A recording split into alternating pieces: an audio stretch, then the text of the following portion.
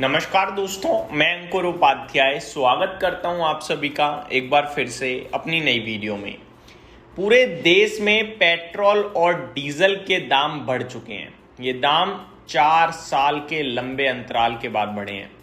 हालांकि बीच में घटने चाहिए थे पर घटे नहीं, लेकिन जब बढ़ने की बारी आई काफ़ी समय तक इंतज़ार करा कंपनियों ने, लॉस बियर करा, लेकिन फाइनली आज अचानक से सुबह 6 बजे से पेट्रोल और डीजल के नए दाम पूरे देश में लागू हो गए हैं। साथ ही साथ सीएनजी के दाम भी महंगे हुए हैं। इसके पीछे मेन रीज़न क्या है वो मुझे बताने की ज़रूरत नहीं है, बट वीडियो बना रहा हूं तो बता देता हूं। कच्चा तेल जो एक समय पे आपके लिए $65 प्रति बैरल ट्रेड कर रहा था, आज की डेट में $107 प्रति बैरल ट्रेड कर रहा है। जानकारी के लिए बताना चाहूँगा, पेट्रोल और डीजल कच्चे तेल से ही बनता है। कच्चे तेल को रिफाइन किया जाता है, जो बेस्ट पार्टिकल होते हैं वो थोड़ा सा पेट्रोल बन जाते हैं, और जो थोड़ा कम रिफाइंड चीज़ होती है, जो थोड़ा हार्ड होता है, वो आपका डीजल बन जाता है। मैं आपको ये भी बताना चाहूँगा, तेल कंपनियां कच्चा तेल विदेश से खरीदती हैं, रिफाइनरी कंपनी रिफाइन करती हैं और फिर पेट्रोल और डीजल के रूप में बिकता है। ये इस प्रोसीजर में आपको सिंपल समझ में आया कि कच्चा तेल खरीदने के बाद पेट्रोल और डीजल बनता है। तो कच्चा तेल अगर सस्ता आएगा तो रिफाइन होने के बाद उनको पेट्रोल डीजल बेचकर पैसा बचेगा, लेकिन कच्चा तेल ही अगर महंगा हो जाए तो आपकी रिफाइनरी की मेहनत लग रही है और आप कच्चा तेल पेट्रोल और डीजल सस्ता बेच रहे हो तो आपको नुकसान भी हो रहा है। तो ये नुकसान जो है ऑयल मंत्री ने भी रिसेंटली बताया था कि प्रतिदिन ऑयल कंपनीज को 1000 करोड़ का लॉस लग रहा है। करीब करीब 1 लाख करोड़ का घाटा इन्हें लग भी चुका है, समथिंग। तो ये सारी चीजें बड़ी परेशानी का विषय थी।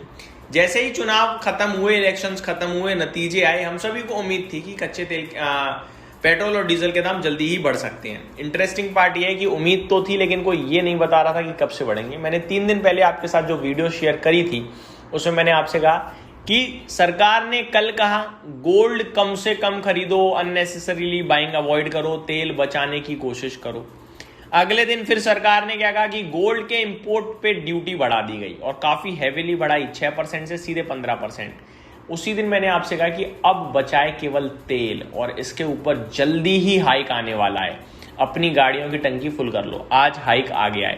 पहले हाइक की अपडेट देता हूं कि कितना हाइक आया है, कितना तेल और डीजल के दाम बढ़े हैं। तो कल तक जो दाम दिल्ली में पेट्रोल के थे वो 94.77 यानी 94 रुपए 77 पैसे के थे 1 लीटर। आज की डेट में 97 रुपए 77 पैसे यानी 3 रुपए प्रति लीटर बढ़ा दिया गया है तेल का दाम। मुंबई में 103 रुपए 54 पैसे कल तक था, आज 106 रुपए 68 पैसे हो गया है, यानी 3 रुपए 14 पैसे की बढ़त आई है। कोलकाता में 105 रुपए 45 पैसे पहले रेट थे, अब 108 रुपए 74 पैसे हो गए हैं, 3 रुपए 29 पैसे का हाइक है। चेन्नई में 100 रुपए 84 पैसे पहले था कल तक, आज 103 रुपए 67 पैसे हो गया, यानी 2 रुपए 83 पैसे का हाइक है। तो ये आपके लिए अपडेट्स तेल के। सीएनजी के दाम भी 2 रुपए महंगे हुए हैं, मैं आपको ये भी बताना चाहूंगा।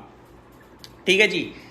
अब इन सब के बावजूद अगर आप ओएमसीज पे नजर डालें तो ओएमसीज कोई एक्शन में नहीं आई हैं, तेजी में नहीं आई हैं। ओएमसीज यानी कि ऑयल मार्केटिंग कंपनीज, जैसे कि Hindustan petroleum corporation, Indian oil corporation, Bharat petroleum corporation, आज इन कंपनीज को ऊपर जाना चाहिए था क्योंकि इनके लिए राहत है भाई।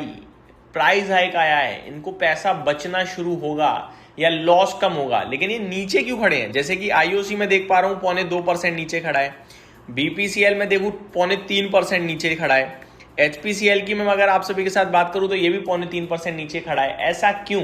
अब समझिए क्या है। मान के चलो आपको कोई बंदा बोले कि भाई मैं आपको 100 रुपए देने वाला हूं कल या परसों, जल्दी, आपको 100 रुपए की उम्मीद है, मिले आपको केवल 30 रुपए, आप खुश हो गए या दुखी हो गए? आप दुखी हो गए क्योंकि 100 की उम्मीद थी।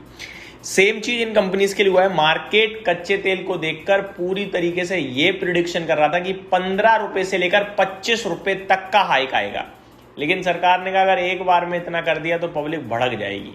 ये 3 रुपए बढ़ चुके हैं और मैं आपसे कह रहा हूं अगर तेल यहीं खड़ा रहा 1 महीने और, तो 1 महीने के अंदर आपको 2-3 रिवीजन और आते हुए दिखेंगे। यानी सीढ़ी दर सीढ़ी चढ़ोगे तो ठीक लगेगा, एक साथ जंप मारोगे तो गिरने का डर रहता है, वैसा सरकार ने किया है। हाइक आज आ गया है, हो सकता है 3-5 एक हफ्ते या 2 हफ्ते के अंदर दोबारा 2-3 रुपए का हाइक आ जाए और फिर हाइक आ जाए। ऐसी पॉसिबिलिटीज मुझे दिखती हैं अगर कच्चा तेल ऊपर ही रहा तो। कच्चा तेल नीचे आ गया तो एक अलग बात है।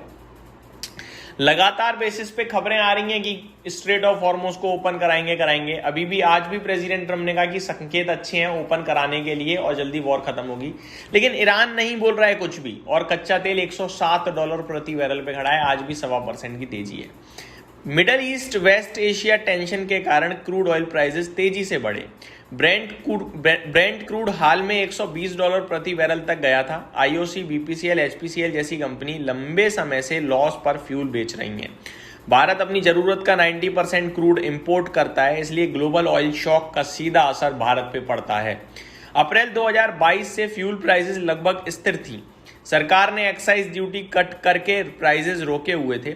बीच में 10 रुपए का एक्साइज ड्यूटी भी सरकार ने कम करी, यानी सरकार ने अपना मुनाफा भी छोड़ा कंपनीज को फायदा देने के लिए।